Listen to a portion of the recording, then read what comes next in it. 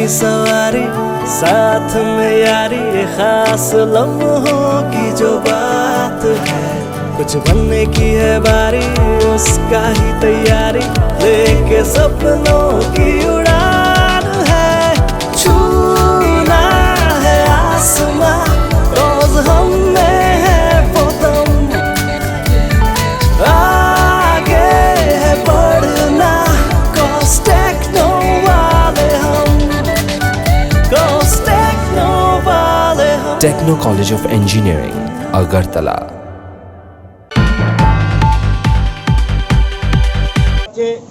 বিপুল রায় সিপিএম থেকে এসেছেন, জুলাইবাড়ি কেন্দ্রের আছেন আনন্দ সেন, উনিও একজন কংগ্রেসের বড় নেতৃত্ব ছিলেন।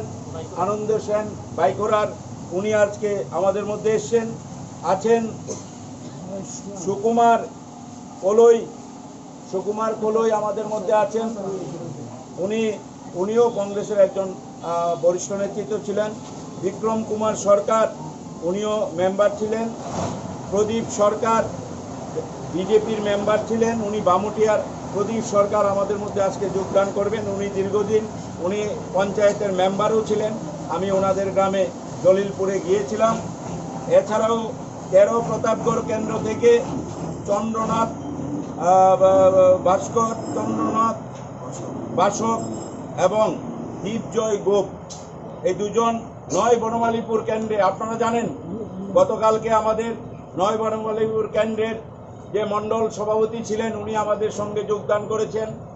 ওনার এই যোগদানের ফলে আজকে সমস্ত অংশের মধ্যে একটা প্রভাব, এই বনমালীপুরের ভোটারদের মধ্যে একটা প্রভাব সৃষ্টি হয়েছে এবং তাতে উদ্বুদ্ধ হয়ে উৎসাহিত হয়ে আজকে বনমালীপুর কেন্দ্রের প্রায় 5খানা পরিবার, যার মধ্যে আমার দীর্ঘদিনের সাথী রাজনৈতিক দলের এবং দিলীপ ঘোষ পরিচিত নাম, উনি ওনার জীবন দিয়ে সৎ নিজে সারাটা জীবন সততার সহিত লড়াই সংগ্রাম করে গেছেন বহু প্রতিকূল অবস্থার মধ্যে।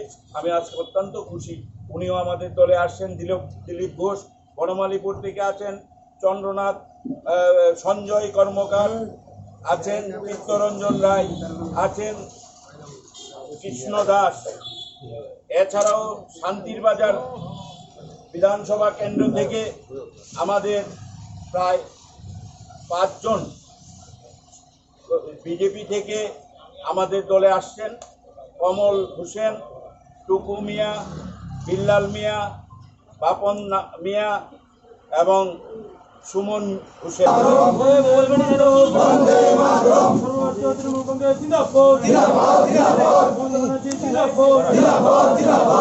আমাদের তৃণমূল কংগ্রেসে যোগদান করেছেন। আমি একটা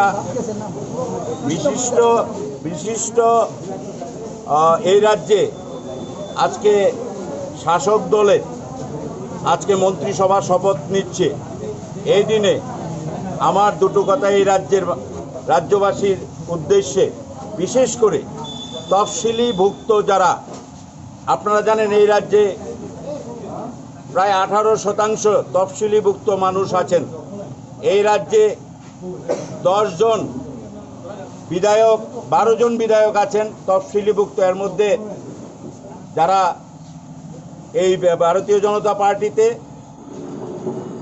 10 জন আছেন আর 2 জন আছেন মার্ক্সবাদী কমিউনিস্ট পার্টিতে। 10 জন বিধায়ক থাকা সত্ত্বেও আজকে 3.5 বছর, প্রায় 4 বছর হতে চলল, মন্ত্রিসভায় তফসিলি জাতির কোনো প্রতিনিধিত্ব ছিল না। নির্বাচনে এসেছে, নির্বাচনে আবার তফসিলিভুক্ত মানুষের ভোট চাই, তাদের কাছে যেতে হবে। মানুষের মনে সেটা প্রশ্ন যে তফসিলি জাতিদের প্রতিনিধি মানে 10 জন বিধায়ক বিজেপিতে থাকা সত্ত্বেও কেন মন্ত্রিসভায় কোনো প্রতিনিধি নেই। এখন ওনারা মন্ত্রিসভায় একজনকে প্রতিনিধি নিচ্ছেন। তো তফসিলি অন্তর্ভুক্ত রিজার্ভ একটা কনস্টিটিউশন থেকে বিধায়ক হয়েছেন ভগবান দাস ফেক সার্টিফিকেট নিয়ে তফসিলি হয়েছেন। আমাদের কাছে প্রমাণ আছে, তদন্ত হোক। আমরা তদন্ত দাবি করছি, কারণ ওনার বোন, ওনার দিদি মীনা দাস এই কুমারঘাটে উনি মিউনিসিপ্যাল কাউন্সিলের চেয়ারপারসন ছিলেন। এই মীনা দাস কমিউনিস্ট পার্টির তৎকালীন সময়ে চেয়ারপারসন ছিলেন।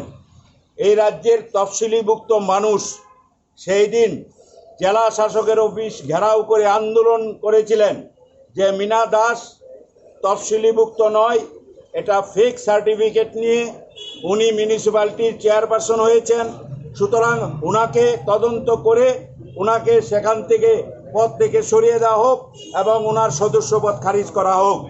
মাননীয় ডিস্ট্রিক্ট ম্যাজিস্ট্রেট সেই দিন এই আজকে যিনি এসসি বিধানসভা থেকে প্রতিনিধিত্ব করে ত্রিপুরা রাজ্যের এসসির প্রতিনিধি হিসাবে মন্ত্রিসভায় এসছেন, সেই দিন ওনার দিদি সেই মীনা দাসকে মাননীয় জেলা শাসক এই ফেক জাল এসসি সার্টিফিকেটের কারণে ওনাকে সেই দিন চেয়ারপারসনের পদ থেকে বরখাস্ত করে হয়েছিল, সরিয়ে দেওয়া হয়েছিল। যার আপন বোন এসসি নয়, সে কি করে এসসি হয়? আজকে সেই লোকটা এসসির প্রতিনিধিত্ব হয়ে মন্ত্রিসভায় শপথ নিচ্ছে। ভারতীয় জনতা পার্টির কেন্দ্রীয় নেতৃত্ব একবারও দেখেননি। গত বিধানসভা নির্বাচনের পরে আমরা বারবার দাবি করেছি যারা যারা এই সব জাল সার্টিফিকেট নিয়ে এসসি আছে তারা এসসি নয়, এবং ওনার যে কমিউনিটিটা সেই কমিউনিটিটা হচ্ছে ওবিসি ভুক্ত। উনি যে কমিউনিটি থেকে এসছেন সেটা হচ্ছে ওবিসি সম্প্রদায়ের কমিউনিটি, ওরা এসসি নয়, কিন্তু ওনার বোনকে সরিয়ে দিয়েছে জেলা শাসক এসসি নয় বলে। এখন ভাই দাবি করছে এসসি এবং এসসির প্রতিনিধি হিসাবে উনি মন্ত্রিসভায় অন্তর্ভুক্ত হচ্ছেন। আমরা চাই তৃণমূল কংগ্রেসের পক্ষ থেকে তদন্ত হোক এবং তদন্ত করে অন্তত এটা বের করা হোক যে কাকে এই তারা এসসি বলে রিজার্ভ সিট থেকে নিয়ে এসছে। তদন্ত হলে দেখতে পাবে অনেক বিধায়ক আছেন। আপনারা জানেন বিগত দিনে শালগড়া থেকে পার্থ সরকার বলে একজন বিধায়ক হয়েছেন, পার্থ দাস বলে একজন বিধায়ক হয়েছিলেন, রিস করতে হয়েছিল এবং সেটা ন্যাশনাল এসসি কমিশন থেকেও তার এসসি সার্টিফিকেট যে জাল, সেই দিন সেই কমিউনিস্ট পার্টির বিধায়ককে একই অবস্থা। এই আজকে যাকে মন্ত্রী করা হচ্ছে ওনার সার্টিফিকেট নিয়েও প্রশ্ন দেখা দিয়েছে। আমরা মনে করি এটার তদন্ত হোক। উনি যদি এসসি না হয়ে থাকেন, এইভাবে এসসি বিধানসভা থেকে নির্বাচিত হয়ে উনি কী করে মন্ত্রিসভায় যান সেটা আমাদের প্রশ্ন আমরা রাখলাম। যদি সৎ সাহস থাকে বিজেপি সেটা তদন্ত করে রাজ্যে প্রমাণ করে দেখ উনি যে সত্যিকারের একজন এসসি। আমরা তাই তার তদন্ত দাবি করছি।